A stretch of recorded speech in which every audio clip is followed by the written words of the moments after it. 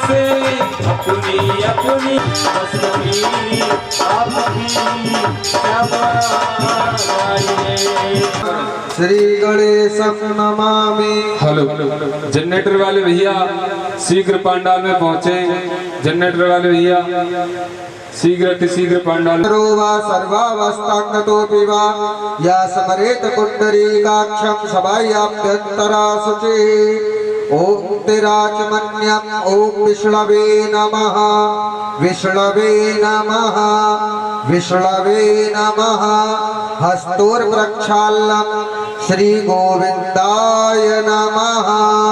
स्वस्ति तिलकं स्वस्ति न इंद्रो वृद्धस्सर्वाः स्वस्ति नः पूषा विश्ववेदाः स्वस्ति नस्तार्क्ष्यो अरिष्टानेमिः स्वस्ति नो बृहस्पतिर्दधातु हस्ते गन्धाक्षतपुष्पाणि चादाय। ओम पुरुष एवेतग्गु सर्वज्ञा ओतामृतत्वस्य सानोज्जदन्तेन तीरो नमा प्रकृत्यै भद्रायै नियता प्रणता स्मताम्। ध्यात्वा देवीं पंचपूजा कृत्वा योन्या प्रणम्य च आधारं स्थाप्य मूलेन स्थाप्य तत्र पुस्तकं। वीणावादिन्यै नमः बालकृष्णाय नमः पुराण पुरुषोत्तमाय नमः। अथ गन्धानुलेपनं त्वं गन्धर्वा अखनस्त्वमिन्द्रस्त्वं बृहस्पतिः त्वामोखदे सोमो राजा विद्वान् यक्ष्मातमुच्यता पुष्पं पुष्पमालाम्। ओम ओखदीः प्रतिमोदध्वं पक्वावतीः प्रसूवरी अस्वा इव साजितवारी वीरुदाः पार्यश्णवाः। बालकृष्णाय नमः पुराण पुरुषोत्तमाय नमः। पुष्पं पुष्पमालां समर्पयामि। एतत् नैवेद्यं शर्करा खण्डखाद्यानि दधि क्षीरघृतानि च आहारं भक्ष्यभोज्यं च नैवेद्यं प्रतिगृह्यताम्। आचमनीयं जलं समर्पयामि साधु पुण्यार्थे द्रव्यदक्षिणाम्। ओम हिरण्यगर्भः समावर्तता एक आसीता सदा धारपत विद्यामुते मां कस्मै देवाय हविखा विधिं कृताय पूजाय साधु पुण्यार्थे द्रव्य दक्षिणां समर्पयामि। अथ व्यासस्य पूजनम्। ओम नमः संभव यजमयो भव यज नमः शंकराय यजमयस्कराय यज नमः शिवाय च शिवतराय च। बोलिए सद्गुरुदेव महाराज की जय। बोलिए व्यास जी महाराज की जय। ओम नमो ब्रह्मण देवाय गौ ब्राह्मण हिताय च जगद्दिताय कृष्णाय गोविंदाय नमो नमः। ओम ब्राह्मणोस्य मुखमासीत् बाहुराजन्या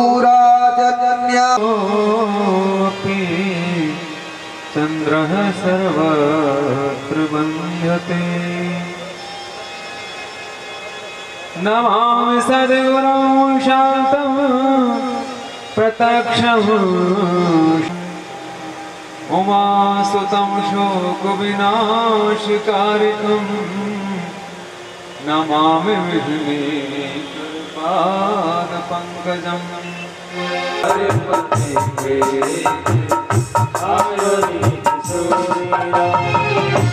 गारे पथिक आयोरी किशोरी राधे गारे पथिक आयोरी किशोरी राधे गारे पथिक आयोरी किशोरी राधे गारे पथिक आयोरी किशोरी राधे।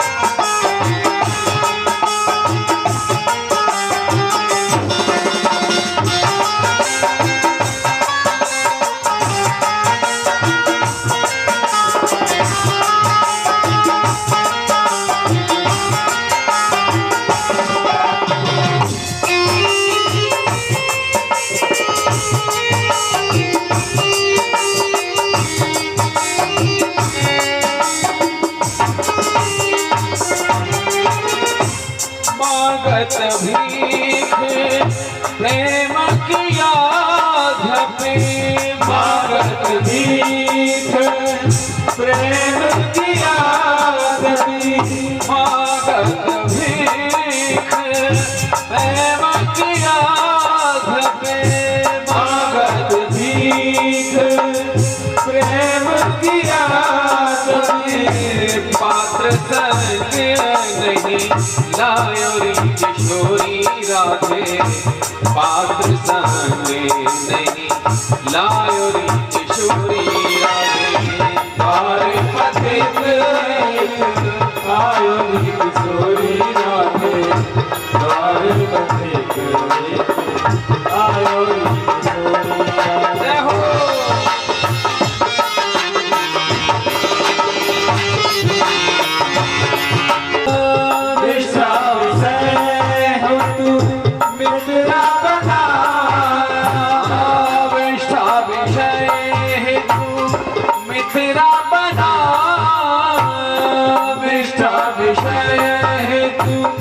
मित्रा बना सुकर जो भट्टे कायोरी किशोरी राधे, सुकर जो भट्टे कायोरी किशोरी राधे। द्वार पथिक आयोरी किशोरी राधे, द्वार पथिक आयोरी किशोरी राधे, द्वार पथिक आयोरी किशोरी राधे, द्वार पथिक आयोरी किशोरी राधे, द्वार पथिक आयोरी किशोरी राधे, द्वार पथिक आयोरी किशोरी राधे।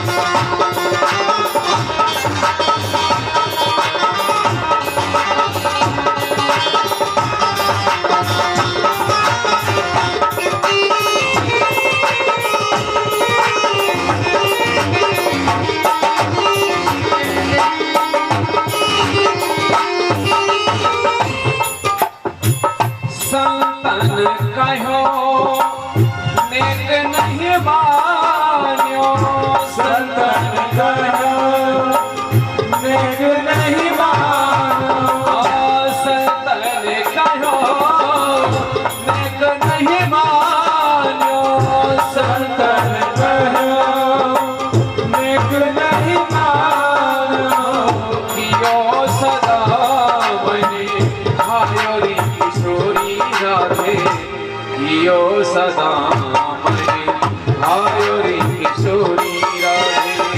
द्वार पथिक आयोरी किशोरी राधे, द्वार पथिक आयोरी किशोरी राधे, द्वार पथिक आयोरी किशोरी राधे, द्वार पथिक आयोरी किशोरी राधे, द्वार पथिक आयोरी किशोरी राधे, द्वार पथिक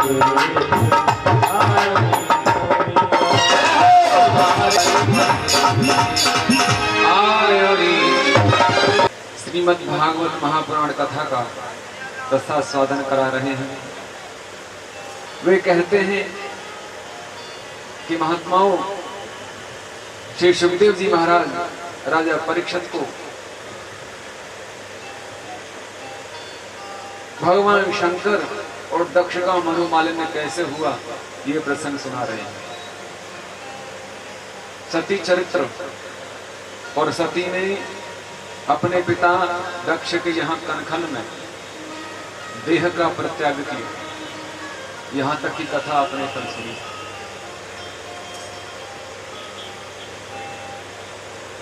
देह परित्याग किया। शिवजी सदगुरु हैं और जीव दक्ष है। जब तक सदगुरु की कृपा नहीं होती तब तक जीव को कोई सिद्धि नहीं मिलती। माने सज्जनों, सती ने यज्ञ कुंड में देह परित्याग किया और उन्होंने दूसरा जन्म पार्वती के रूप में राजा हिमाचल के यहाँ धारण किया और पुनः महादेव को प्राप्त हुई।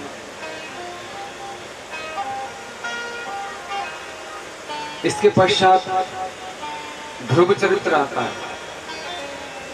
ध्रुवोपाख्यान। एकदा सुरचिः पुत्रम् आरीप्लालयन् उत्तमं नारुरक्षन्तम् ध्रुवं राजाभ्यनन्दत। एक बार महाराज उत्तानपाद के पुत्र ध्रुव खेलते खेलते राज्यसभा में पहुंचे, जहां उसके पिता राज सिंहासन पर बैठे हुए हैं और बराबर में विमाता सुरुचि बैठी हुई है। ये भगवान के बाल भगत की कथा है। इस चरित्र में ये बताया गया है कि भगवान को पाने के लिए आयु की कोई भी सीमा नहीं होती। यह आवश्यक नहीं कि 100 वर्ष का व्यक्ति ही भक्ति कर सकता है। 5 वर्ष का बालक भी भगवान की भक्ति कर सकता है। भगवान तो केवल भक्त का हृदय देखते हैं। वे ना तो आयु को देखते, न रूप को देखते, न बल को देखते, न कुल को देखते, न धन को देखते, न विद्या को, न अधिकार को, न बैंक बैलेंस, गाड़ी बंगला, संपत्ति को देखते। वे तो सिर्फ भक्त के हृदय को देखते हैं और वे देखते हैं कि मेरे लिए, मेरे भक्त के हृदय में कितना भाव है। हृदय में बैठे हुए अंतर्यामी प्रभु भक्त के हृदय को देखते हैं कि उसका हृदय कैसा है। निर्मल मन जन सोई मोहि पावा। भगवान ने कहा है जिसका मन निर्मल होता है वही मुझे पाता है। और मोह कपट छल छिद्र न भावा। मुझे कपट, छल और छिद्र, ये 3 बातें नहीं भाती। एक बार को कामी, क्रोधी, लोभी और लालची को भगवान क्षमा कर सकते हैं, परंतु छलिया को, कपटी को और छिद्र को कभी क्षमा नहीं करते। 3 बातों के लिए भगवान ने कहा कि मोह कपट छल छिद्र न भावा, निर्मल मन जन सोई मोहि पावा। जिसका मन निर्मल है, माने किसी प्रकार का कोई मल नहीं है जिसके मन में, माने अंतःकरण शुद्ध है, पवित्र है, जैसा बाहर ऐसा ही भीतर। शुद्धात्मना जीव को ही भगवान मिलते हैं, इसलिए मन को शुद्ध करना चाहिए।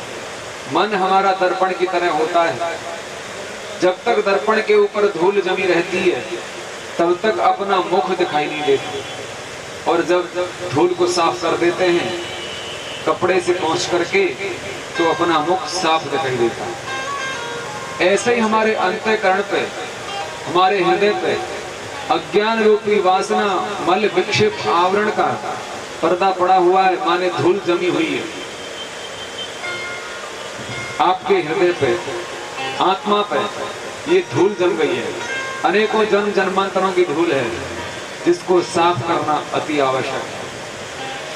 जब तक इस धूल को साफ नहीं करोगे तब तक आपको हृदय में रहने वाले भगवान का अनुभव नहीं होगा।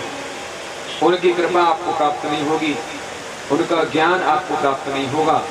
जब तक हृदय में अंधकार भरा हुआ है। जहां अहंकार है वहां ओमकार नहीं, जहां अभिमान है वहां भगवान नहीं। इसलिए अभिमान का त्याग करो तो भगवान को पा सकते हो। जिस तरह से घर में नित्य झाड़ू लगा करके घर की सफाई की जाती है, यदि किसी कोने में आप झाड़ू नहीं लगाओगे तो कूड़ा पूरे दिन आंखों में खटकता है, दिखाई देता है कि इस जगह कूड़ा रह गया भूल से, और दोबारा झाड़ू लगाती है देवियां, तब उसको साफ करती हैं। इसी तरह से हमारे मन में भी रोजाना कूड़ा इकट्ठा होता रहता है। ये संसार का चकाचौंध मोह माया भौतिकवाद, सांसारिक विषय वासना, मैं मेरा तू तेरा का जो चक्कर है, यही तो कूड़ा करकट है जो रोज हमारे हृदय में भर जाता है। किसी की निंदा करना, किसी के लिए मन में बुरे विचार, किसी को कुदृष्टि से देखना, नाना प्रकार की वासनाएं हमारे मन में रोज इकट्ठी हो जाती हैं। इनको साफ करने के लिए सत्संग रूपी झाड़ू नित्य लगानी चाहिए। भगवान के नाम रूपी, कथा रूपी, सेवा रूपी झाड़ू के द्वारा, स्वाध्याय के द्वारा, जप या ध्यान के द्वारा, अपने इष्ट के चिंतन के द्वारा उस मल को साफ करना चाहिए, उस कूड़े को रोज साफ करना चाहिए। तभी आपका अंतःकरण शुद्ध रह सकता है। ऐसा नहीं है एक दिन भजन कर लिया और दूसरे दिन नहीं कर, कई दिन की नागा होगा।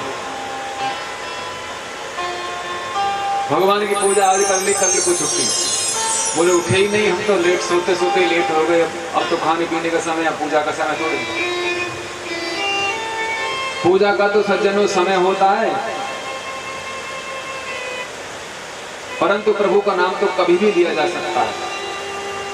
चलते फिरते, उठते बैठते, जागते, कोई भी अपना कार्य करते, ऑफिस में हो, चाहे किसान हो या डॉक्टर हो या मैकेनिक हो या कोई भी बिजनेसमैन हो, वह चलते फिरते भी भगवान का नाम ले सकता है। उसे अभ्यास बनाना चाहिए। रसोई में भोजन बनाने वाली स्त्री भी भोजन बनाते बनाते भगवान का नाम ले सकती है, यदि उसने अभ्यास किया है तो। यदि उसने अभ्यास किया है नाम लेने का, तो भोजन बनाते बनाते भी भगवान का नाम ले सकती है। और यदि उसने अभ्यास नहीं किया तो पूजा घर में बैठ करके भी वह प्रभु का नाम नहीं ले सकती, वह तो नाम लेने को भार समझेगी। बोले 10-20 मिनट के लिए नाम के लिए समय निकाला है, तो बार बार देखेंगे 20 मिनट हुए कि नहीं हुए। भगवान के भजन को, पूजा को भी भार समझते हैं। जाके कोई कहने लगे भैया आज तो बड़े लेट हो गए, कहाँ रह गए थे? मैं पूजा में फंस गया था, मैं मंदिर चला गया था, मैं भजन करने लग गया था, इसलिए लेट हो गया। इस बात को पहले कहेंगे। और रोज लेट होते हैं वो किस कारण से होते हैं, उन बातों को नहीं कहेंगे कि हम सोते हुए रह गए थे या घर के कार्यों में रह गए थे, उसे नहीं कहेंगे। तो मैं बताऊं आपको, भगवान का भजन, पूजा, ध्यान, जप ये गुप्त रखने चाहिए, किसी को बताने नहीं चाहिए। कोई कहे आज मैंने 11 माला की है या 5 माला की है या 1 माला की है, बताना नहीं चाहिए। या मैंने 1 घंटे नाम लिया या मैंने 2 घंटे नाम लिया या मैंने अधिक समय तक पूजा की, ये गुप्त रखना चाहिए। शास्त्रों में कहा गया है, बाबा तुलसीदास ने लिखा है,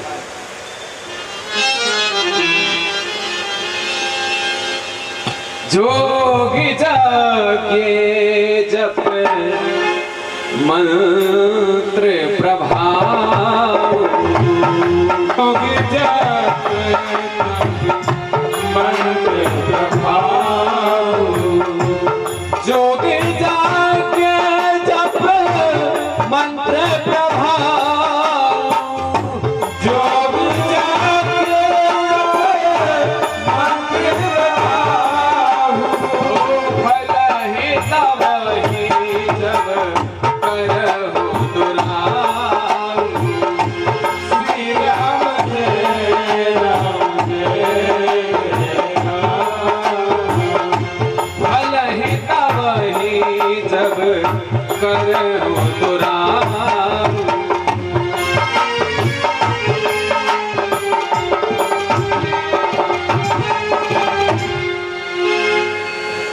साधना, यज्ञ और जप और मंत्र, इनको गुप्त रखना चाहिए। योग, यज्ञ, जप, मंत्र प्रभाव, जब इनको गुप्त रखा जाएगा तभी इनका प्रभाव होगा। इसीलिए कहते हैं गुरु मंत्र जब देते हैं तो गुप्त रूप से देते हैं, प्रकट नहीं करते। बोले बाबा कोई कोई तो कान में भी देते हैं, और कुछ लोग तो माइक में दे देते हैं। आजकल माइक में देने वालों का गुरु मंत्र तो फेल ही होता है। हजारों लोगों को एक बार में दे देते हैं, भैया प्रसाद ले जाओ। उन्हें ये भी पता नहीं कि हमारा चेला कहाँ कैसे रह रहा, क्या कर रहा है। तो उनका तो फिर कहना ही क्या है। गोविंद भगवान की। हमारे संन्यास सनातन धर्म की ये परंपरा है कि जो मंत्र दीक्षा दी जाती है गुप्त रूप से दी जाती है, ये विधि है ऐसे। तो योग साधना भी गुप्त रूप से करें, उसको प्रकट न करें। यज्ञ गुप्त रूप से करें, उसे प्रकट न करें। और जप, योग, यज्ञ, जप और मंत्र, इन चारों को गुप्त रखें। योग, योग का अर्थ क्या है? योग किसे कहते हैं? वेदांत में योग शब्द का अर्थ आया है। गीता में भगवान ने कहा है अप्राप्त की प्राप्ति का नाम योग है। अप्राप्त की प्राप्ति का नाम योग है। अप्राप्त कौन है? उसको हम प्राप्त करने के लिए जो परिश्रम कर रहे हैं, उद्योग कर रहे हैं, जो कर्म कर रहे हैं, वह योग है।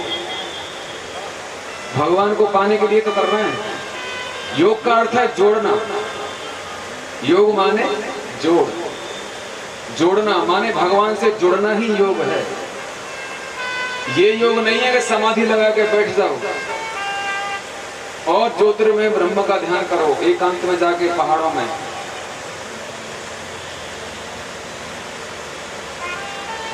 सज्जनों, सच्चा योग वह है जो भगवान से जोड़ता है।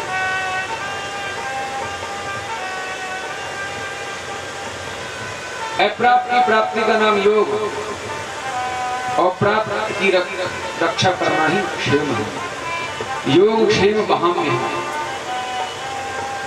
योग यज्ञ, यज्ञ का अर्थ है एक यज्ञ तो जो आप घी सामग्री डालते हैं वो है, और एक यज्ञ का अर्थ है परोपकार। आप भले ही घी सामग्री न छोड़ें, यज्ञ न करें, वेद मंत्र न बोलें, परंतु परोपकार रखें तो वह आपका यज्ञ है। परोपकार की भावना रखो, परोपकार से जीवन जियो, तो वह भी आपका यज्ञ है। आपके पास समय नहीं है यज्ञ करने के लिए, परंतु परोपकार के लिए तो समय है।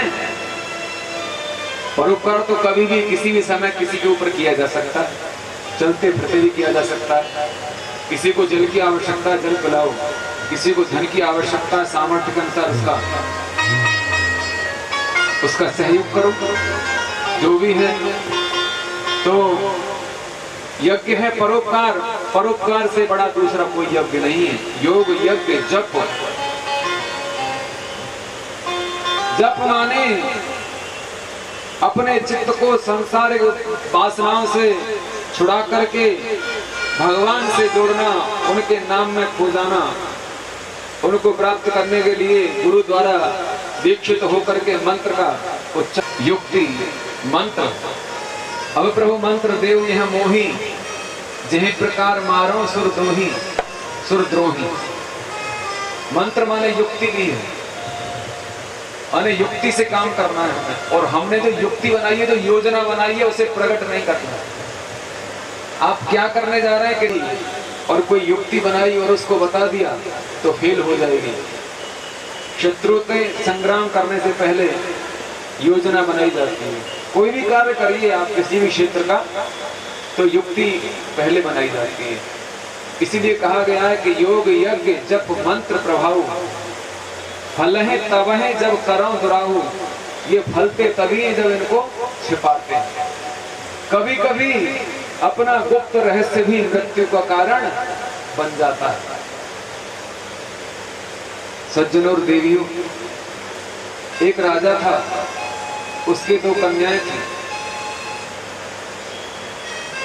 राजा बड़ा अभिमानी था।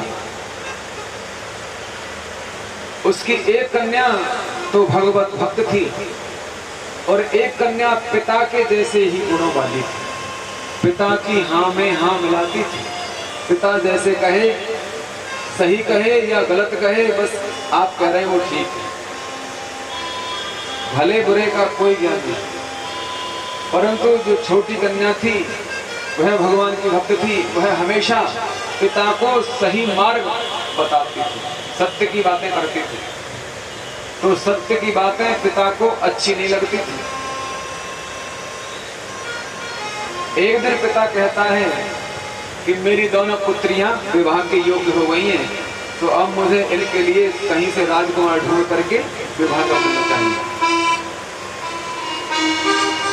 तो बड़ी बेटी के लिए कहा कि मैं तेरे लिए बहुत अच्छा बड़ा घराना देखूंगा और ऐसा राजकुमार देखूंगा जो बहुत ही इसका बड़ा साम्राज्य हो, बड़ा बलवान, सुंदर, यशस्वी, तेजस्वी हो, ऐसा वर तेरे लिए देखूंगा। छोटी से भी कहा। छोटी कहने लगी, पिताजी आप क्या देखेंगे, जो हमारे भाग्य में होगा वो तो हमें मिल ही जाएगा। पिता को ये बात बुरी लगी कि पिता ने कहा, अच्छा मैं तेरे भाग्य को ही देखूंगा, तेरे भाग्य में क्या है। तो उसने अपनी बड़ी पुत्री का विवाह तो राजघराने ने किया और छोटी का एक राजकुमार के साथ कर दिया जो भयंकर रोग से पीड़ित था। ऐसे राजकुमार के साथ किया जो सूखा रोग से पीड़ित था। सज्जनों, उसका सारा धन नष्ट हो चुका था। राजकुमार अपना जीवन जीने के लिए बड़ा दुखी था। दुनिया का कोई भी वैद्य उसको ठीक नहीं कर पाया। अंत में क्या हुआ कि वह कन्या अपने पति को लेकर जंगलों में घूमती है। उसका शरीर कृश हो गया था, सूख गया था। धीरे धीरे समय व्यतीत होता गया। एक बार की बात है कि वह कन्या अपने पति को एक वृक्ष की जड़ में सुलाकर और जंगल से कंदमूल फल भोजन के लिए लेने चली गई।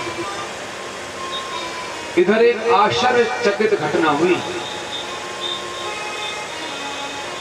वह लौट करके आती है तो दूर से ही उसने देखा। वह घटना क्या थी कि उसके पति के मुख से सांप निकला। मुख में से सांप निकलता है, आधा अंदर और आधा बाहर। और वहां जिस वृक्ष की जड़ में वह लेटा हुआ था वहां एक बमई थी। बमई में से सांप निकला, एक सांप बमई में से निकला और उसने अपनी भाषा में जैसे ही बोलना चालू किया तो राजकुमार के पेट में जो सांप था वो भी बाहर निकल गया, आधा बाहर आ गया। अर्थात उसके पेट में सांप घुसा हुआ था। तो दोनों आपस में बातें करते हैं। तो वो आपस में कहते हैं, पेट वाला सांप कहता है, अरे तू इतने खजाने के ऊपर बैठा हुआ, मालिक बना बैठा है, तू किसी को पता नहीं है कि तुझे मार करके खजाने को प्राप्त कर ले। किसी को मालूम नहीं है। यदि किसी को मालूम पड़ गया तो किसी दिन तुझे मार करके कोई इस खजाने को छीन लेगा। तो वह सांप कहता है, तूने इस राजकुमार को बिल्कुल बेकार करके रख दिया है, इसको रोगी बना दिया तूने। किसी को मालूम नहीं है कि राई और तेल गरम करके इस राजकुमार को पिला दिया जा रहा है, तू भी अंदर ही मर जाएगा। और राजकुमार ठीक हो जाएगा। तो वह कन्या सुन रही थी दोनों की बातों को, उसको बड़ा आश्चर्य हुआ। तो एक दूसरे का गुप्त रहस्य दोनों ने खोल दिया और राजकुमारी ने सुन लिया और राजकुमारी ने वही कार्य किया। पति के पेट में रहने वाले सांप को मार दिया दबा देकर, और जो बम्बई में खजाने के ऊपर बैठा हुआ था उसको भी मार दिया। इस तरह से उसका पति भी ठीक हो गया और बहुत सा धन उसको मिला और फिर से वह धनवान हो गई। तो कहने का तात्पर्य है, अपना गुप्त रहस्य किसी को नहीं बताना चाहिए। तो सज्जनों, मैं आपको बता रहा था कि भगवान की भक्ति करने के लिए आयु की कोई भी आवश्यकता नहीं है। न कुल की, न धन की, न बल की, न रूप की, न सौंदर्य की, न पद की, न अधिकार की, न विद्या की कोई आवश्यकता नहीं।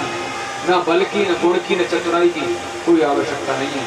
भगवान तो केवल भक्ति का नाता मानते हैं। यही ध्रुव चरित्र में बताया गया है कि 5 वर्ष का बालक भी भगवान को पा सकता है। कह रघुपति सुन भामिन बाता, मानो एक भगत कर माता। भगवान ने कहा है मैं तो भक्ति का नाता मानता हूं। जात पात कुल धर्म बढ़ाई, धन बल परिजन गुण चतुराई।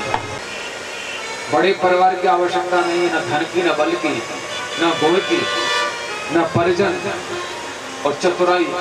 चतुराई भी मेरे यहाँ नहीं चलती, इनकी कोई आवश्यकता नहीं है। मैं तो केवल भक्ति का नाता मानता हूँ।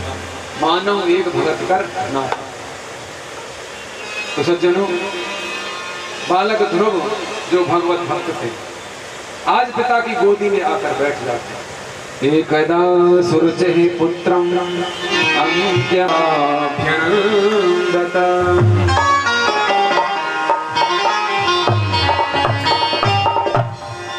कल मैंने आपको बताया था महाराज मनु के 2 प्रिय भक्त और उत्तानपाद के भी 2 पुत्र हुए, ध्रुव और उत्तम।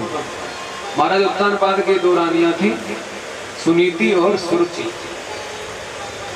सुनीति कहते हैं जो नीति सबको प्यारी लगती हो और धर्म संगत हो, जिसमें सबका कल्याण होता हो, वह नीति सुनीति है। और सुरुचि उसको कहते हैं जो केवल अपने को ही अच्छी लगती है और उसमें अपना कल्याण नहीं है, उसको कहते हैं सुरुचि। केवल अपने अनुकूल जो इच्छा रखने वाला व्यक्ति है, अपने को अपने लिए ही सब कुछ करता है। तो आज राजा उत्तानपाद कहते हैं ऊपर को पैर है जिसके, नीचे को सिर है जिसका, उसको उत्तानपाद कहते हैं। माने गर्भ में जब ये जीव होता है तो उसकी यही स्थिति होती है, वह उत्तानपाद ही होता है। ऊपर को पैर होते हैं और नीचे को सिर होता है। आप सब ऐसे ही थे माँ के गर्भ में, माँ के गर्भ में ऐसे लटक रहे थे उल्टे। तो ये जीव मात्र उत्तानपाद है और जीव मात्र की 2 पत्नियां हैं, सुनीति और सुरुचि।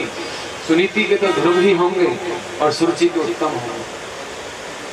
सज्जनों, सुखदेव जी महाराज कहते हैं राजन, बहुत समय पश्चात राजा उत्तानपाद ने अपने पुत्र ध्रुव को देखा था, इसलिए उनके मन में ऐसी इच्छा जागृत हुई कि क्यों ना मैं अपने पुत्र को गोदी में बिठा के देखूं। 5 साल की आयु अभी पूरी भी नहीं हुई है ध्रुव की, क्योंकि महाराज सुरुचि के प्रेम जाल में फंसे हुए थे। वे सुनीति के पास जाने नहीं देती थी। जो सुरुचि में फंस गया है जीव, वह सुनीति की तरफ नहीं जाता और वह ध्रुव से दूर हो जाता है। ध्रुव कहते हैं भजन को, सत्यव्रतधारी अटल प्रतिज्ञावान परम भक्त परम भागवत ध्रुव, उससे वह जीव दूर हो जाता है जो सुरुचि के चक्कर में पड़ जाता है। भागवत में लिखा है कि सुरुचि ने सुनीति को दासी बना लिया था और 12 वर्ष तक सेवा कराई थी, जैसे दासियों से करवाई जाती है। चौराहे पर उसने माखन और दूध दही से भर करके घड़ा रख दिया था और सुनीति ने कहा था सुरुचि से कि तू इसकी रक्षा करना, इसको कोई कौआ कुत्ता छूने न पाए। क्या आवश्यकता थी उसी में, क्या आवश्यकता थी ऐसा सब करवाने की? परेशानी ही तो करना। उसे ये दिखाना है कि यदि ये राजा को मेरे समान प्रिय हो गई तो ये फिर राजा की प्यारी हो जाएगी, फिर जो स्थान मुझे राजा दे रहा है फिर कल को नहीं देगा, ये मेरा अधिकार छीन लेगी। ऐसा द्वेष रखती थी सुरुचि। जबकि उसका विवाह महाराज उत्तानपाद के एक ही रानी थी सुनीति, और सुनीति के कहने पर ही सुरुचि के साथ विवाह हुआ था। महारानी सुनीति ने ही सुरुचि के साथ विवाह करवाया था, क्योंकि सुनीति से कोई संतान नहीं हो रही थी, इसलिए कहा था कि आप दूसरा विवाह कर लो जिससे आपका वंश चल जाएगा। सज्जनों, जैसे विवाह होकर के आया, सुरुचि डोली में बैठी हुई है, तो सुरुचि ने डोली में से उतरने से पहले ही कह दिया महाराज से, अंदर जब जाऊंगी पहले न्यारे महले बनवाएंगे। आते सोतिया डाहा, सोतिया डाहा आते ही मेरे लिए न्यारे महल होने चाहिए, अलग महल होने चाहिए। मर जाऊं खाई जहर की गोली, डरा रही है। ऐसे होती है बहुत सी स्त्रियां जो पति को अपने वश में रखती हैं, नए नए नाटक करके उसको डराती रहती हैं। उनका ये मंत्र है, थोड़ी सी बात हो जाए तुरंत कमरा में घुस के कुंडी लगा लो बस, फिर तो पूरा परिवार परेशान। गोविंद भगवान की जय हो। वो सुरुचि की बड़ी बहन है। तो सज्जनों, तो सुरुचि के पुत्र हुआ उत्तम, और सुनीति के भी, जिन्होंने 12 वर्ष तक दासत्व को स्वीकार करके भगवान की भक्ति की, तो प्रभु कृपा से उनके पुत्र हुआ ध्रुव। राजा ने आज बालक को गोद में ले लिया और प्यार से पुचकारने लगे, गले लगा लिया। सज्जन और देवियों, ध्रुव से प्रेम कर रहे हैं उत्तानपाद, बराबर में सुरुचि खड़ी है, और सुरुचि ने तुरंत देखा, अरे महाराज तो विमाता मेरी सौतन के पुत्र को गले से लगा रहे हैं। यदि महाराज इसको गले से लगाएंगे, इसको प्यार करने लगेंगे, इसको अपना मानने लगेंगे, तो कल को ये तो आधा राज्य मांगेगा, इसको राजकुमार समझने लगेंगे, तो फिर तो ये संपत्ति में से आधा हिस्सा ले लेगा, और आयु में भी बड़ा है, फिर तो यही युवराज बनेगा। ऐसी वासना उसके मन में उत्पन्न हो गई, और उसने सोचा मैं ऐसा नहीं होने दूंगी, मैं रानी हूं महाराज की, और मेरा पुत्र ही राजकुमार है, वही युवराज होगा। ऐसी भावना उसने मन में धारण की, और ध्रुव को उसने उत्तानपाद की गोदी से नीचे पटक दिया, और उसके मुख पर एक थप्पड़ मारा। थप्पड़ मारा तो ध्रुव नीचे गिर गए। विमाता ने अपमान किया, परंतु ध्रुव को ये अभिलाषा थी कि पिताजी सम्मान करेंगे, पिताजी तो प्रेम करेंगे, परंतु पिताजी भी सुरुचि के मोह जाल में फंसे हुए। बालक ध्रुव रोते हुए आए माता के पास। भागवत में तो ऐसा लिखा है कि ध्रुव ने ये सारी कहानी नहीं बताई अपनी माँ को। बालक संस्कारी था, माता ने संस्कार दिए थे बालक को कि किसी की निंदा नहीं करनी चाहिए। विमाता भी माँ की तरह ही है, मौसी भी माँ की तरह ही है, और महाराज मेरे पिता हैं। यदि मैं इस चर्चा को माँ के सामने कहूँगा तो ये निंदा ही होगी, इसलिए चुप रहे। दासों या दासियों के द्वारा सुनीति को पता चला। भागवत में ऐसा लिखा है। सज्जनों, ध्रुव रोने लगे। माता सुनीति ने पूछा, पुत्र क्या बात है, तू क्यों रो रहा है? ध्रुव ने बताया कि माँ,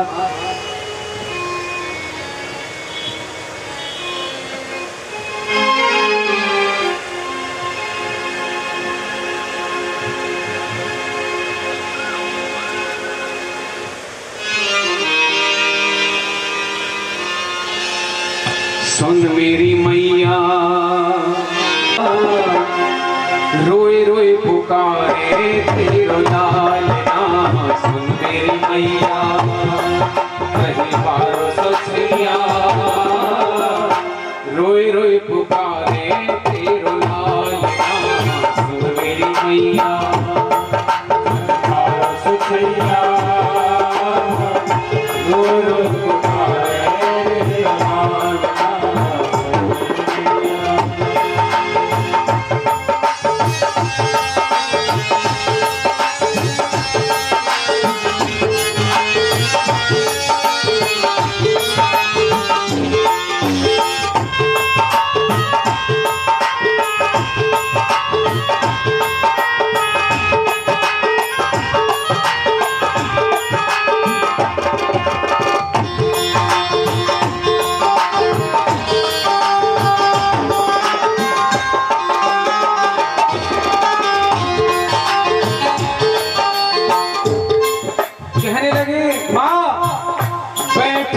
पिता की गोदी मैं तो अकेला, बैठा पिता की गोदी मैं तो अकेला, बैठा पिता की गोदी में तो अकेला, बैठा पिता की गोदी मैं तो अकेला।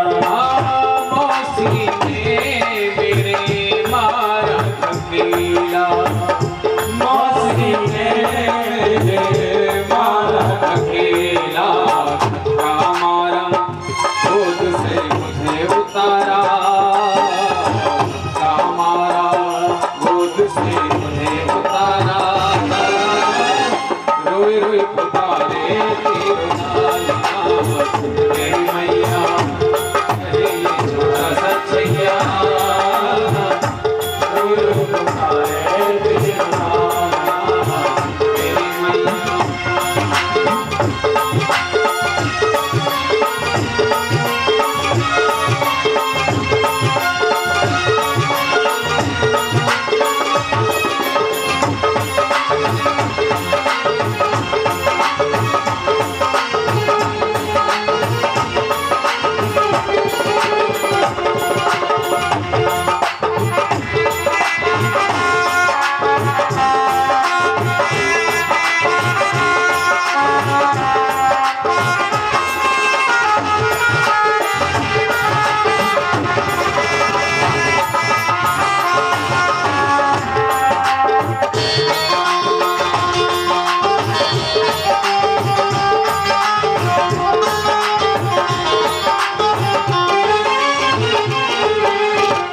गोविंद भगवान की जय में बेटा प्रेम से, जिसने तू बेटा दिया वो बेटा प्राण आधार है, छोटा मुकद्दर है तेरा करते पिता जी न प्यार है। पुत्र ध्रुव, वे माता ने कुछ बुरा नहीं कहा, मैं भी तुझसे यही कहूंगी, जिस गोदी में तू बैठना चाहता था वह गोदी तो नाशवान, आज नहीं तो कल तेरे पिता संसार को छोड़ के चले जाएंगे। यदि तुझे गोदी में बैठना है तो उस परम पिता परमात्मा नारायण भगवान की गोदी में जाके बैठ, जो अविनाशी है। उनकी गोदी में जो बैठ जाता है फिर उसे संसार के किसी व्यक्ति की गोद में बैठने की कोई आवश्यकता नहीं। जीव मात्र के मेरे और तेरे सच्चे पिता केवल नारायण हैं। पुत्र, मैं भी तुझे यही उपदेश देती हूँ कि तू नारायण को प्राप्त कर, उनका ही भजन कर।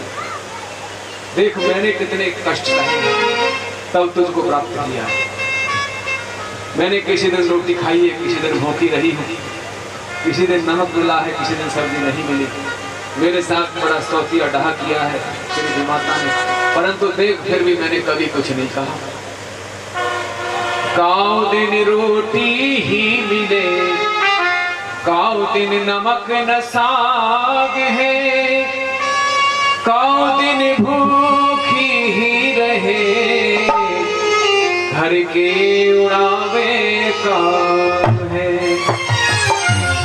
मुझसे तेरी विमाता ने कौवे उड़वाने का काम किया था, फिर भी मैंने तनिक भी बुरा नहीं माना। ऐसे पुत्र तू भी अपने माता माने विमाता और पिता की बातों का बुरा मत मान। बैठना है तुझको गोदी में तो भगवान की गोद में बैठ। आज हम माता के वचनों को हृदय में धारण करके वन में जाने को तैयार होते हैं। माता ने कहा, पुत्र ध्रुव यहाँ कह रहे माँ तुम भी मेरे साथ चलो। तो माता ने कहा, पुत्र मैं तेरे साथ नहीं जा सकती, क्योंकि मैं एक पतिव्रता नारी हूँ और एक पतिव्रता नारी का केवल एक यही धर्म है कि वह मन वचन कर्म से सदा अपने पति की सेवा करे।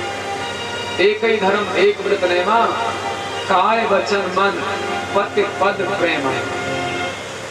इसलिए मैं नहीं जा सकती। और मेरे पिता ने तेरे पिता को मेरा कन्यादान किया है। जब तक मेरी मांग में सिंदूर है मैं तेरे पिता को छोड़कर नहीं जाऊंगी, मैं उनकी सेवा करूंगी पुत्र। मैं घर में ही रह करके नारायण का भजन करूंगा। ध्रुव जब जाने लगे हैं तो माता को दुख होता है। आवाज नहीं आ रही है आप लोगों तक? साफ आ रही है? तो माइक बोले तो मुंह में काट के बोलो। जागरण वाले गाते हैं मुंह लगा के ऐसे करके, ऐसे कैसे में बोलता रहूं भरत में? ताली बजाऊंगा, थोड़ा हटना पड़ेगा पीछे को, ऐसे करके बोलो तो हटता नहीं बोल सकता ना ऐसे। गोविंद भगवान की। मैं पहले से ही प्रयास करता हूँ कि मैं माइक के समीप में बोलूं। बता दिया करो जब आवाज खराब लगे, मैं जान लगाता रहूं समझ में ना आवे कुछ नहीं। तो ध्रुव जाने लगे तो माता को दुख होता है और कहती है पुत्र मान ले ध्रुवे बेटा और बचन हमारे, बन को तुम जइयो प्राण को तुम जइयो प्राण प्यारे। मान ले ध्रुवे बेटा बचन हमारे, बन को तुम जइयो प्राण प्यारे। बन को क्या बात। सुखदेव जी ने कहा, राजा परीक्षित ने पूछा गुरुदेव यहाँ इसमें हास्य करने का, नारायण को प्राप्त कर और उनसे वरदान प्राप्त कर कि वो तुझे दूसरा जन्म मेरी कोख से प्रदान कर। मूर्ख सुरुचि ये नहीं जानती कि जिसने नारायण को पा लिया हो क्या वह फिर जन्म धारण करेगा? क्या गर्भ में आएगा? आएगा गर्भ में? नहीं आएगा। इसलिए मूर्ख थी, कह रही है कि नारायण को पहले वन में जा, उनको प्रसन्न कर और फिर जन्म धारण कर और राजगद्दी पर बैठ आके बैठी। पर आशीर्वाद इसलिए दे रही है क्योंकि हृदय में कपट था। सोच रही है कि यदि ये यहीं पर रह गया तो कल को संपत्ति में से आधा हिस्सा मांग लेगा। वन में चला गया तो हो सकता है इसको जंगली हिंसक जीव जंतु मार के खा जाए। उतना जानती है कि बालक भगवान को कैसे पाएगा, ये कैसे प्राप्त कर सकता है। बड़े बड़े ऋषि मुनि नहीं पाए भगवान को, इसकी क्या चलती है? इसको तो कोई जंगली जानवर मार के खा जाएगा और मेरे पुत्र का एक टंक राज, निष्कंटक राज होगा।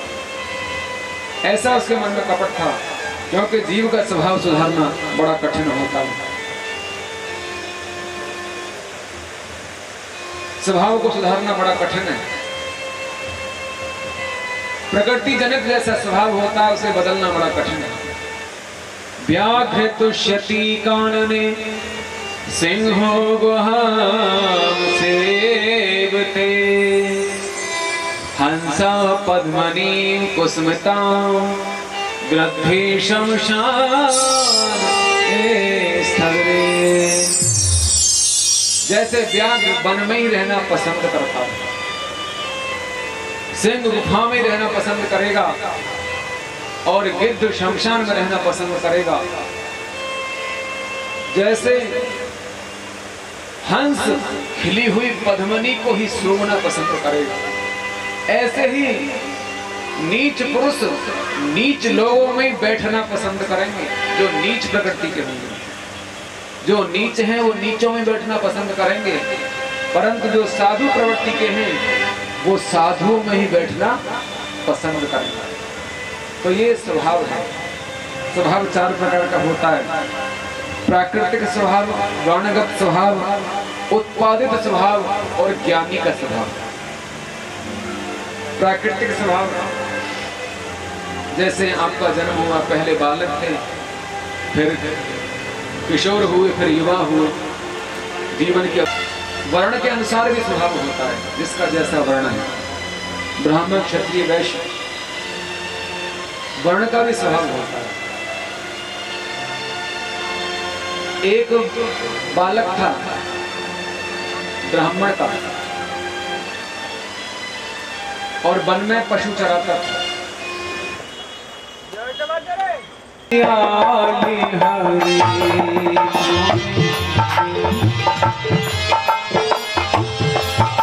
हरे जय जय प्रभु दीन दयाल गोविंद हरे गोपाल हरे जय जय प्रभु दीन दयाल हरे गोविंद हरे गोपाल हरे जय जय प्रभु दीन दयाल हरे जय जय प्रभु दीन दयाल हरे जय जय प्रभु दीन दयाल हरे जय जय प्रभु दीन दयाल हरे जय जय प्रभु दीन जय जय प्रभु दीन दयाल हरे गोविंद हरे गोपाल हरे जय जय प्रभु दीन दयाल गोविंद भगवान की। स्वभाव चार प्रकार का होता है, प्राकृतिक, वर्णगत, उत्पादित और ज्ञानी का स्वभाव। सज्जनों,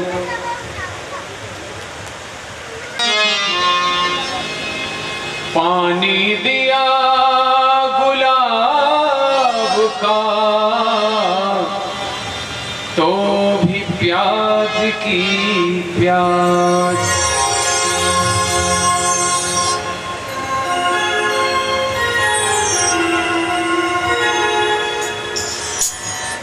स्वभाव को बदलना पड़ता है। प्राकृतिक स्वभाव, उत्पादित स्वभाव, वर्णगत स्वभाव, वर्ण के अनुसार भी स्वभाव में परिवर्तन होता है। एक ब्राह्मण का बालक था, विधवा स्त्री का लड़का, गरीब था। पहले गांव में क्या होता था कि जो धनाढ्य लोग होते थे अपने पशुओं को पैसा दे करके ग्वारियों पे चरवाया करते थे। अब तो चारागाही नहीं रहे, सब पे कब्जा कर लिया लोगों ने। सज्जनों, तो गाय चराते समय वह बालक क्या काम करता था कि बछड़ों के कान काट लेता,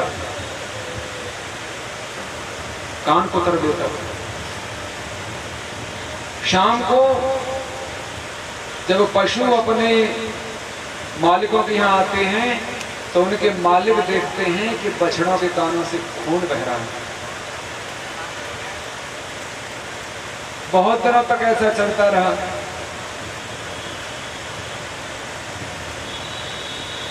तो सबने कहा कि हमारे बछड़ों के कानों से खून कैसे बहता है, कान कौन काट रहा है।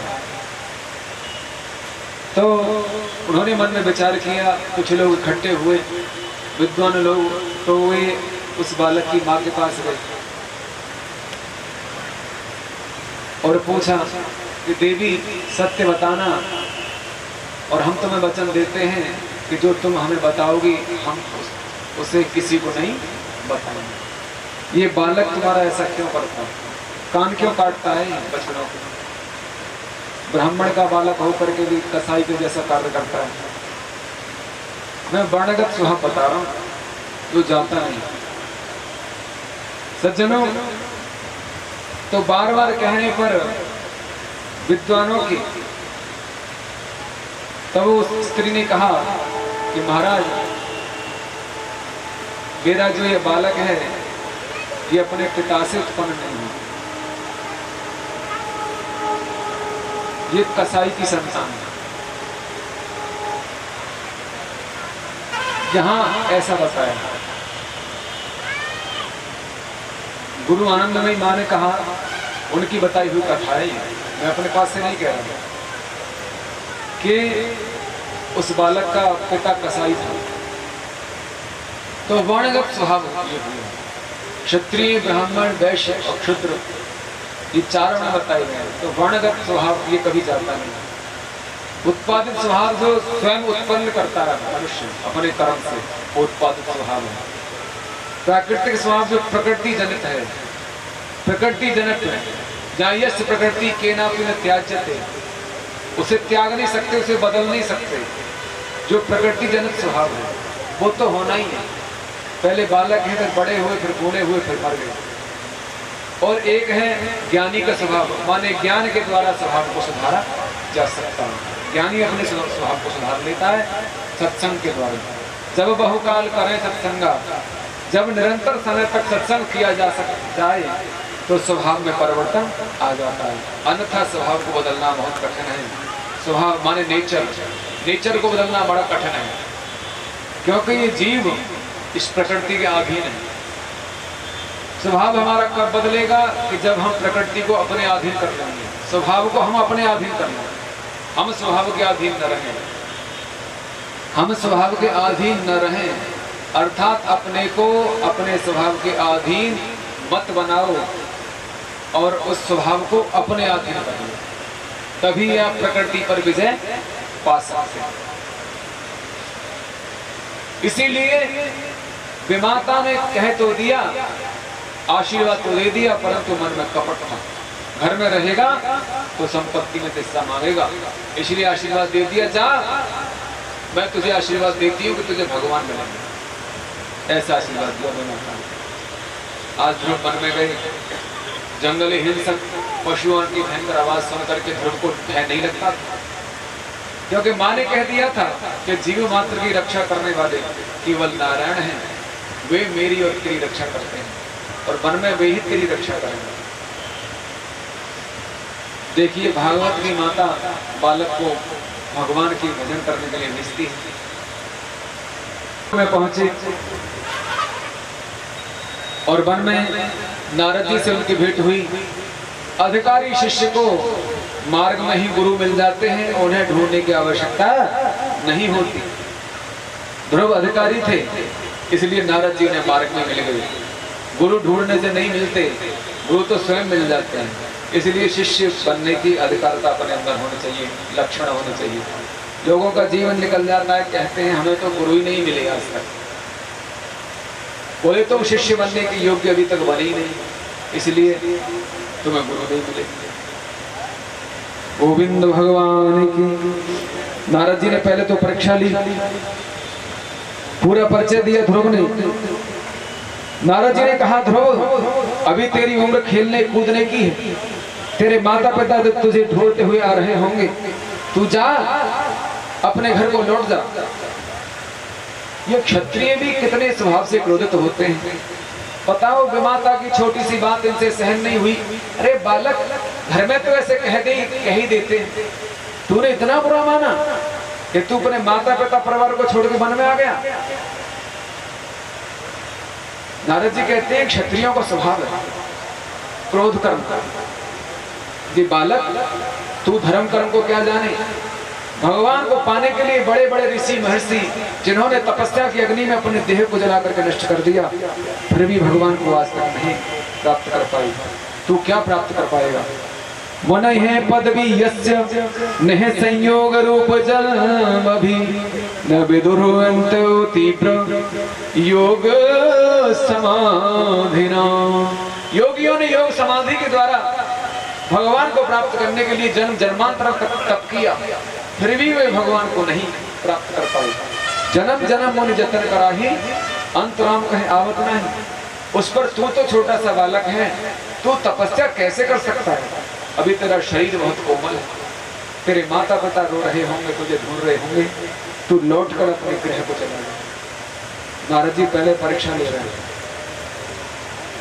2 पैसा की हड़िया लेते हैं, उसे भी ठोक बजा करके लेते हैं अच्छी तरह से। तो चेला बना रहे हैं तो पहले ठोक बजा के देख रहे हैं, कसौटी में कस के देख रहे हैं। नारद जी ने बहुत समझाया, डराया भी और समझाया भी, परंतु ध्रुव नाम तो प्रतिज्ञा का है, अटल का है, सत्य व्रतधारी।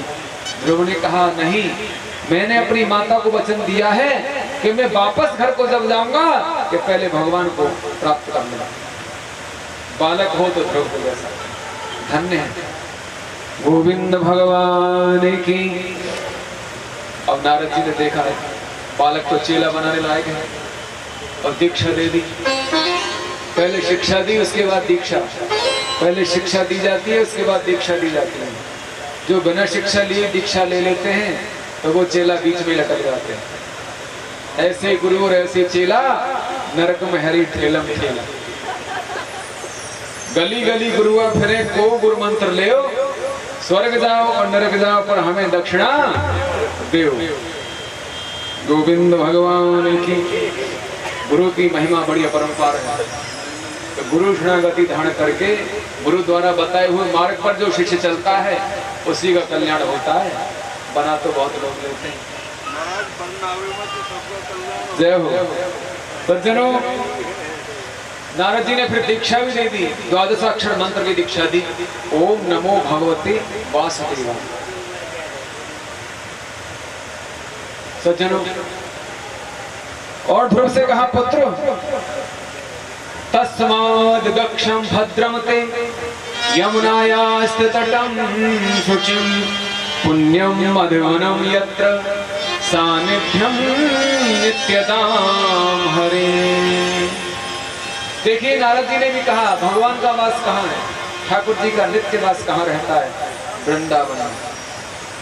वृंदावन में ठाकुर जी का निरंतर वास है। बांके बिहारी का वृंदावन में वास है। नित्य भगवान का वास है। यमुना किनारे मधुवन में नित्य भगवान का वास है। उनके सानिध्य में रह करके उनका ध्यान करना, उनकी तपस्या करना। सानिध्यम नित्यदाम हरे। तू यमुना तट पर जा, मधुवन में यमुना किनारे, वहां जाकर ठाकुर जी का ध्यान कर, उनका भजन कर, तपस्या कर। नारद जी से आज्ञा लेकर के ध्रुव मधुवन में आए और यमुना किनारे उन्होंने तपस्या प्रारंभ कर। ध्रुव मानसिक पूजा करते थे। सन्यासी लोग मानसिक पूजा करते हैं।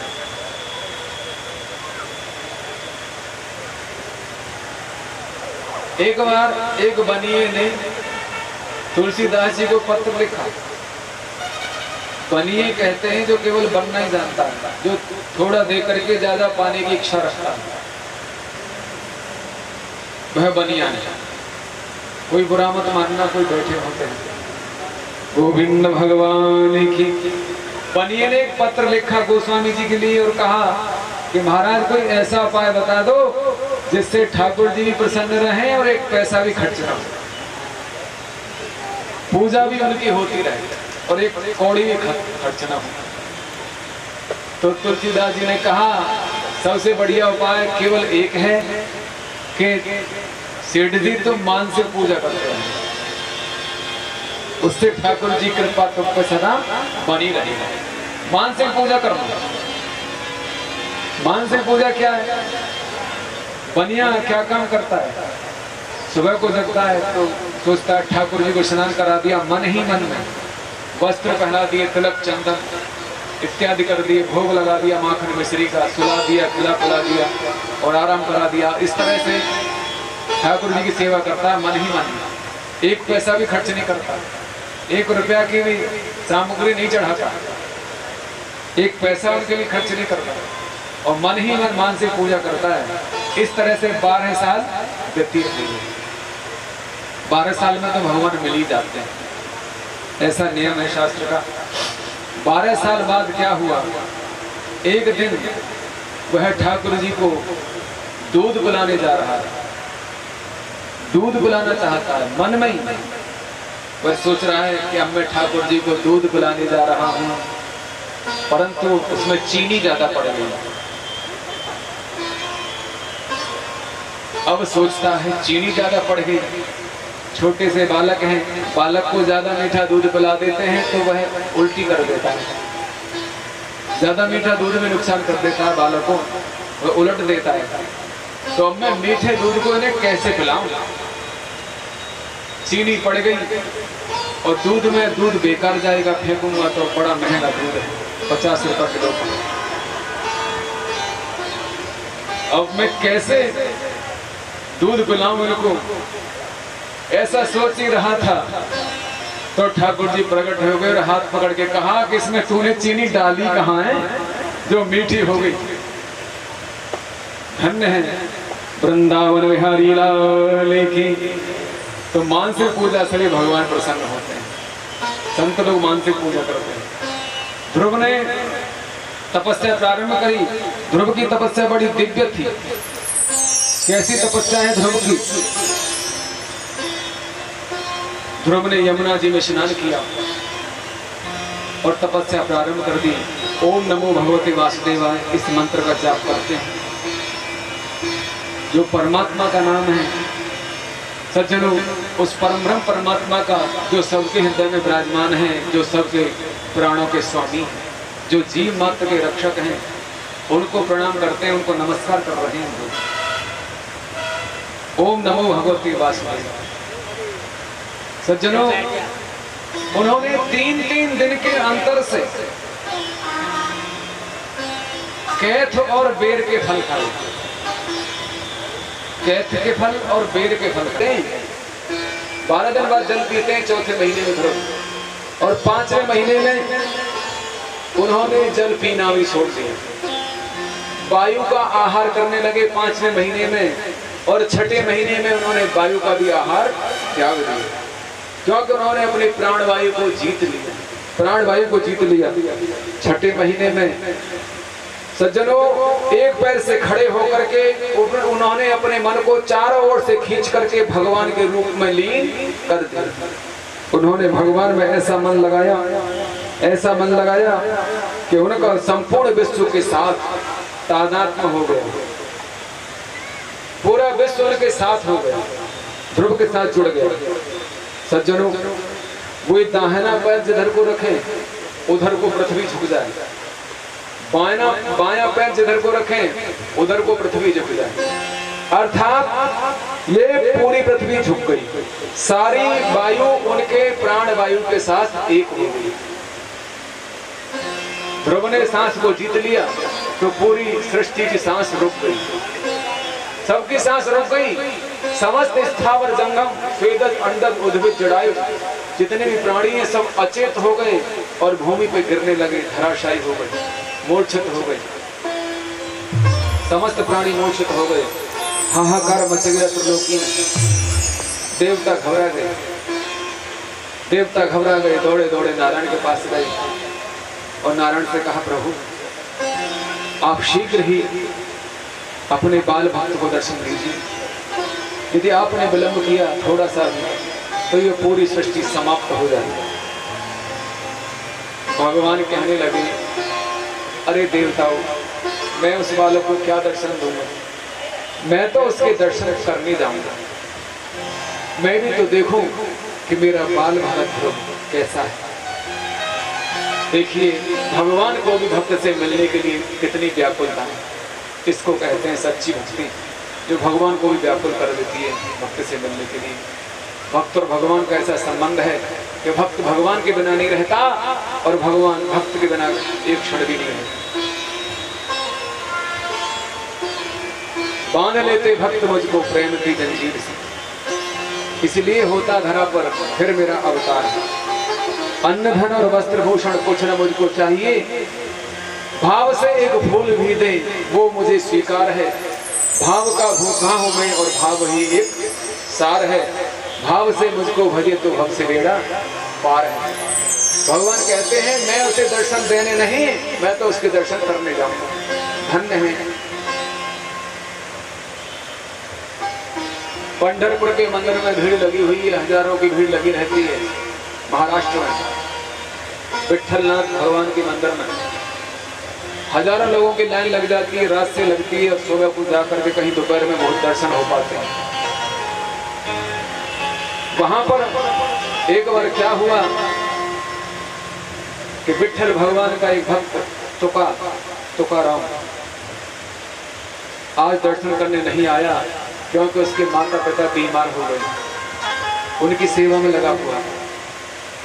तो विठल भगवान मंदिर में से उलम उलम के देख रहे थे, पीछे को देख रहे थे, कभी आगे को देख रहे थे, व्याकुल से हो रहे थे। तो लक्ष्मी जी कहने लगी, प्रभु किसको देख रहे हो? आपको देखने के लिए तो हजारों लोग खड़े हैं, कितनी लंबी लाइन है, और आप किसको देख रहे हो? भगवान कहने लगे, ये मुझे देखने नहीं आए, ये तो खुद को दिखाने के लिए आए। मंदिर में आप जब जाएं तो इतना ध्यान रखें, क्या आपका ऐसा आकृति आपकी ऐसी होनी चाहिए, ऐसी वेशभूषा, आपकी वृत्ति ऐसी होनी चाहिए कि दूसरों का मन आपको देख करके बेचैन न हो, आपकी तरफ आकर्षित न हो। नहीं तो डबल पाप लगता है, ना तो खुद दर्शन कर रहे हो, न कर रहे हैं शादी ब्याह समारोह में जाएगा, डबल पाप लगता है। तो भगवान कह रहे हैं, ये देखने मुझे नहीं आए, ये स्वयं को दिखाने आए। बोले आप किसको देख रहे हो? कि मैं तो अपने तुका को देख रहा हूँ, जो आज मुझे देखने नहीं आया, मैं उसके लिए व्याकुल हो गया।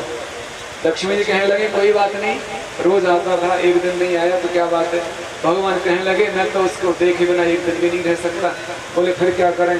कि चलो, वह रोज आता था, आज हम ही उसके घर चल रहे हैं, आज हम चले जाएंगे तो क्या बात है, भक्त तो हमारा ही है।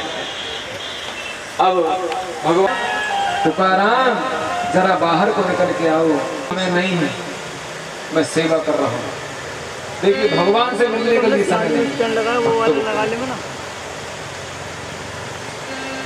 बहुत समय हो गया खड़े खड़े, भगवान थक गए, टेढ़े पड़ गए, ऐसे करके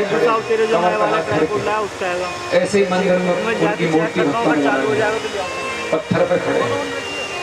भगवान की ऐसी आकृति मंदिर बना हुआ है पंढरपुर का, खड़े हैं अधीर होकर के, कब तुकाराम आए और कब मैं उनसे भेंट करूं।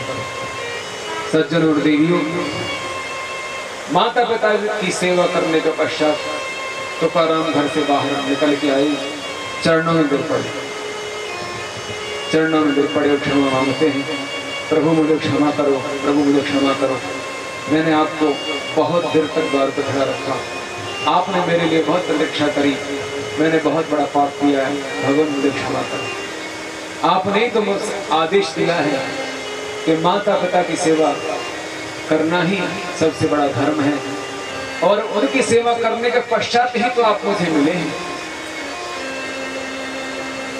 सेवा से भगवान मिलते हैं।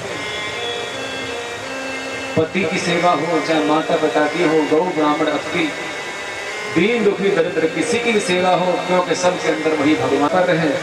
आज भगवान ध्रुव के यहाँ पहुंचते हैं। ध्रुव ने नेत्र बंद कर रखे थे, ध्रुव नेत्र बंद कर करके भगवान के नारायण स्वरूप का चिंतन कर रहे थे हृदय में।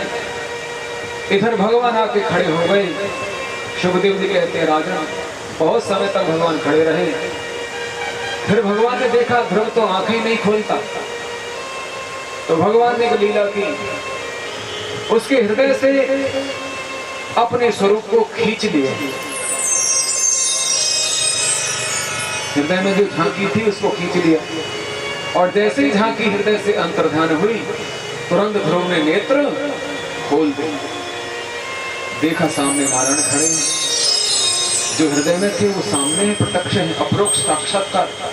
चरणों में गिर पड़े, साष्टांग गिर पड़े।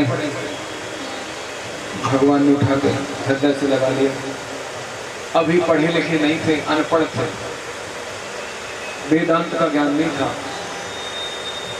स्तुति करना नहीं जानते। भगवान ने अपना 5 जन शंख उनके कपोलों से लगा दिया और दिव्य ज्ञान प्रकट हो गया ध्रुव। जैसे महाकवि कालिदास के ऊपर माँ काली ने कृपा कर दी थी और उनको तुरंत ज्ञान हो गया था, जो महामूर्ख थे। गोविंद भगवान की और सुंदर स्तुति भगवान की ध्रुव ने की। यो यंत्र प्रविश्य वास्मिमां प्रसुप्ता संजीवत्य अखिल शक्तिधर स्वधाम्ना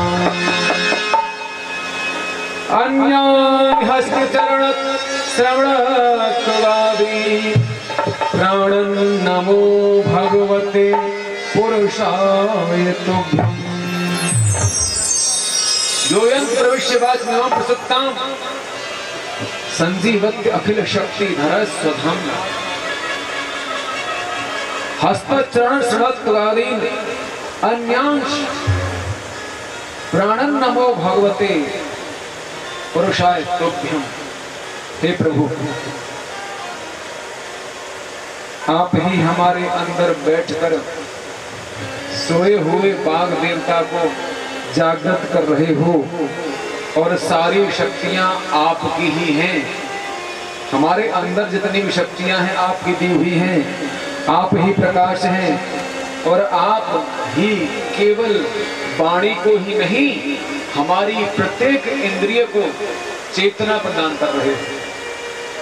आप इस जगत के एकमात्र आधार हो और संपूर्ण प्राणियों की आत्मा हो।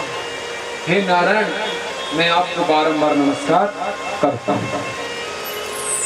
ध्रुव ने नमस्कार किया परम पुरुष भगवान को, सुंदर स्तुति की, ब्रह्म रूप की स्तुति की है ध्रुव ने, देवता का नाम नहीं लिया किसी। सच्चिदानंद परमात्मा भगवान की स्तुति है। प्राणन नमो भगवते पुरुषाय तुभ्यम। वेदांत का ज्ञान था, वेदों के द्वारा स्तुति करी।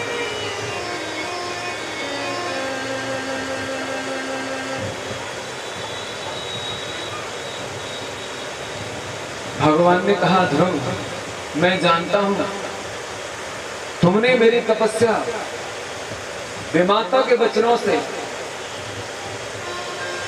ग्लानि के वशीभूत होकर के की, इसलिए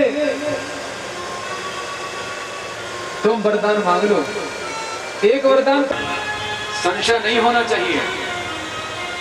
संशय जब उत्पन्न हो जाता है गुरु के प्रति या मंत्र में, तो फिर वह शिष्य ना तो गुरु सेवा कर पाता और ना भजन ही कर पाता। गोविंद भगवान की। सज्जनों, तो भगवान ने लीला की।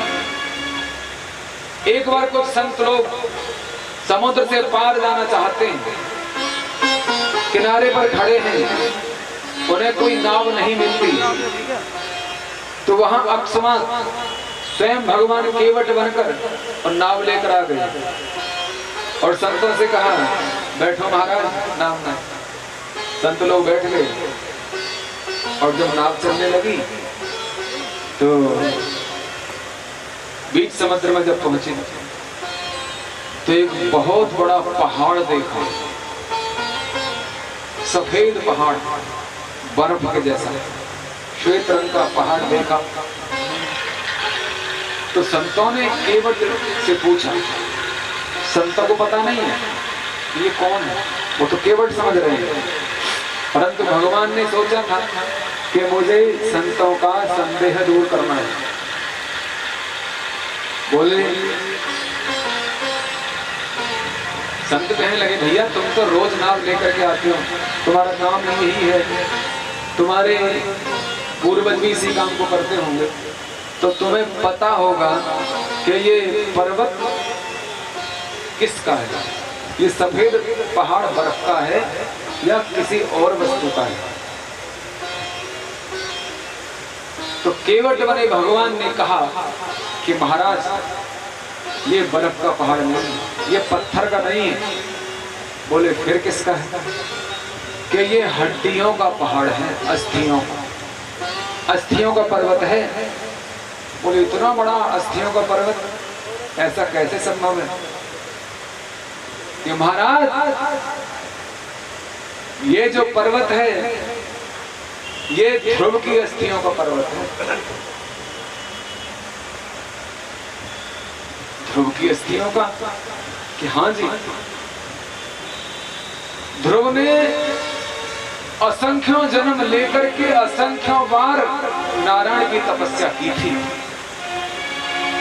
करोड़ों जन्म लेकर के नारायण की तपस्या की थी, फिर भी वे नारायण को प्राप्त नहीं कर पाए और उन्होंने तपस्या के तप के प्रभाव में अपने शरीर को छोड़ दिया। उन्होंने अपने शरीर को त्याग दिया, वहीं इनके प्राण निकल गए। तप करते करते तो उनकी अस्थियों से ये पर्वत बन गए। अर्थात इतनी बार अनेकों बार उन्होंने जन्म लेकर के तप किया। उनकी हड्डियों का ये पहाड़ है। कितने उनके जन्म हुए होंगे, इस जीवात्मा के कितने जन्म हो जाते हैं किसी को कोई पता नहीं, केवल भगवान को पता होता है। और इस बार 6 महीने कम रह गए थे उनकी तपस्या में, सिर्फ 6 महीने।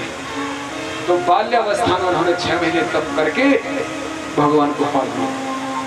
अब तो आंख खुल गई महात्माओं को। ओहो, हम तो क्या समझे बैठे थे, पर क्या निकला, ध्रुव तो महान तपस्वी है। तो ध्रुव चरित्र सुखदेव जी ने श्रवण कराया राजा परीक्षित को। सज्जनों, यहाँ बताया गया कि भगवान को पाने के लिए आयु की कोई सीमा नहीं होती। गोविंद भगवान की जय। ध्रुव का वंश कहा गया। ध्रुव के 2 विवाह हुए, भ्रमी और इला के साथ। इनके 2 पुत्र हुए, वत्सर और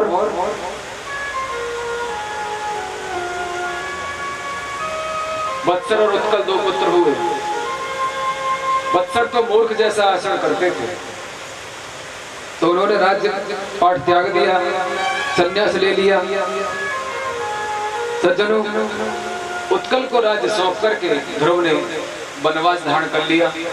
इधर उनके भाई को यक्षों ने मार दिया और ध्रुव ने गंगा किनारे तप करके भगवान के धाम को प्राप्त किया। भागवत में लिखा है कि ध्रुव जब विमान में बैठ करके वैकुंठ को जा रहे थे, तो वहीं पर एक काले रंग का पुरुष आया, जो ध्रुव के सामने नीचे बैठ गया, नीचे झुक गया, और ध्रुव उसके सिर पे पैर रख करके विमान में प्रवेश किया। विमान में बैठे, वो साक्षात मृत्यु थी, काल था। काल को जीत करके, काल के सिर पर पैर रख करके ध्रुव भगवान के धाम को गए। ज्ञानी को मृत्यु को भय नहीं होता, सच्चा भक्त मृत्यु से नहीं डरता। जो भागवत की शरण लेता है वह अभय होता है, उसे काल का भय नहीं होता। पापी मनुष्य को मृत्यु का भय लगता है। गोविंद भगवान की जय हो। सुखदेव जी ने कहा, उधर उनकी माता के लिए भी विमान आया। ध्रुव ने कहा था कि यहाँ मेरे लिए ही विमान क्यों आया, मेरी माँ के लिए विमान क्यों नहीं आया। तब पार्षदों ने कहा कि महाराज, ऊपर को दृष्टि उठा के देखो, आपकी माता तो पहले विमान में बैठ करके जा रही है।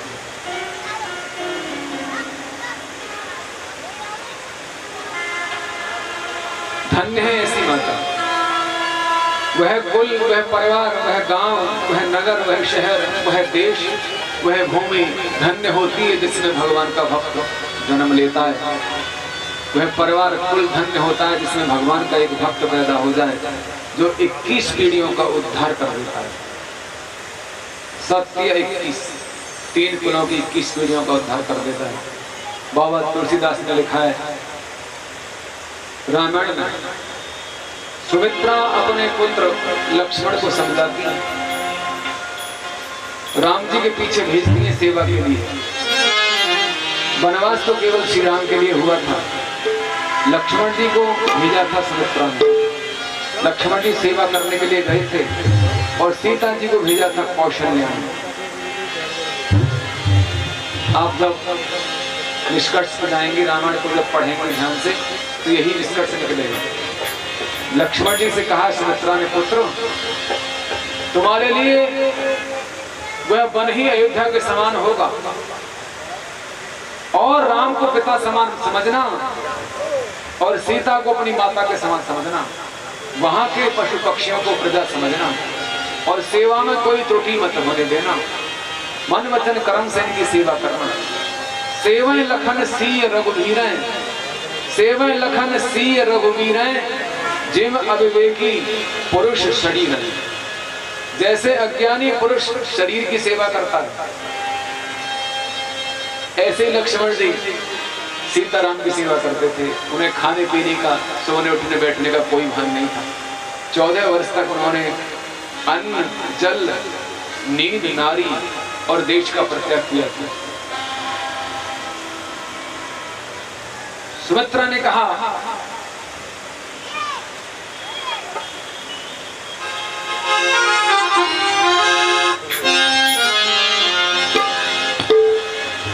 पुत्रवती जुवती जगसोई, पुत्रवती जुवती जगसोई, पुत्रवती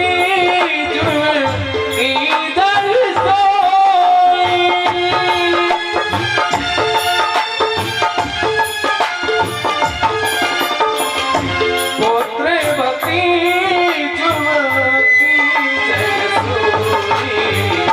रघुवर भगत दास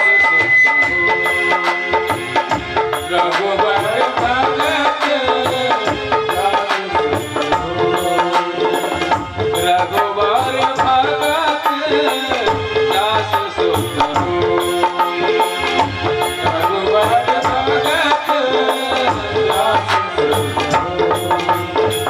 न तर बाँधे भले बातें बियानी,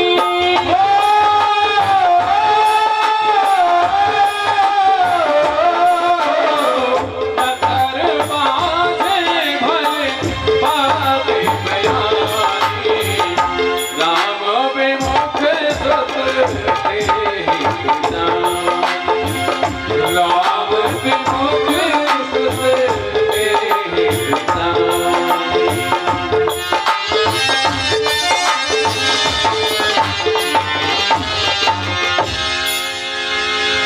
आज ध्रुव की माता सुनीति का भी घर हुआ और ध्रुव ने सबसे उत्तम लोग उत्तर दिशा में सप्तऋषि तारा मंडल के ऊपर अपना निवास स्थान ग्रहण किया।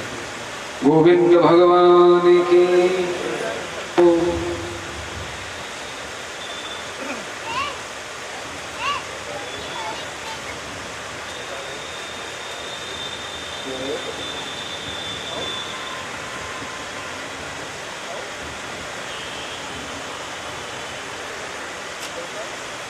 बंसी बजाए गयो श्याम,